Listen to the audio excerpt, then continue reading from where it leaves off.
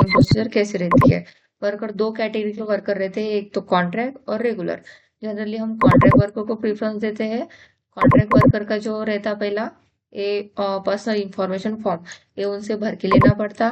फिर उसके बाद आएगा पर्सनल इंफॉर्मेशन फॉर्म, ये उनसे फिल करना पड़ता।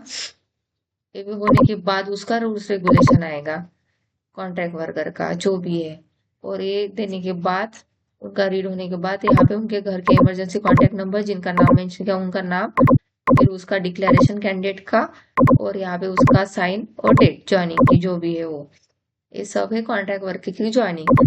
और रेगुलर वर्कर की ज्वाइनिंग यानी जो हमारे पास 2-3 साल से कॉन्ट्रैक्ट में रहते, उनको हम जब ऑन रोल या रेगुलर वर्कर में प्रीफर करते तो उनका एप्लीकेशन फॉर्म हमारे पास पहले से ही रहता। फिर उसका पर्सनल इंफॉर्मेशन फॉर्म रहता और केवाईसी देनी पड़ती, रूल्स रेगुलेशन।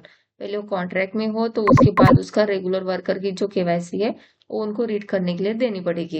ये केवाईसी रीड करने के बाद उनका यहाँ पे साइन डेट और उनके घर के इमरजेंसी कॉन्टैक्ट नंबर, बाद में उनका यहाँ पे डिक्लेरेशन आएगा।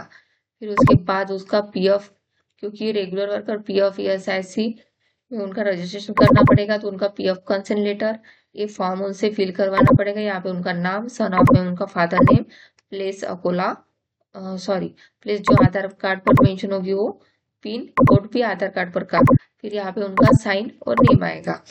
फिर दूसरा फॉर्म जो है ईएसआईसी का, उनका फुल नेम, उनका ज्वाइनिंग डेट, फिर आधार नंबर, पैन नंबर, उनकी साइन एंड डेट आएगी और प्लेस आधार कार्ड पर की। ये जो है, ये जो फॉर्मेट है वो पीएफ वर्कर के लिए, मतलब रेगुलर वर्कर को एप्लीकेबल है। अगर एलएमको का है तो एलएमको का कंसेंट लेटर पीएफ का देना पड़ेगा। इस प्रकार के है रेगुलर वर्कर और कॉन्ट्रैक्ट वर्कर की ज्वाइनिंग प्रोसीजर। Thank you.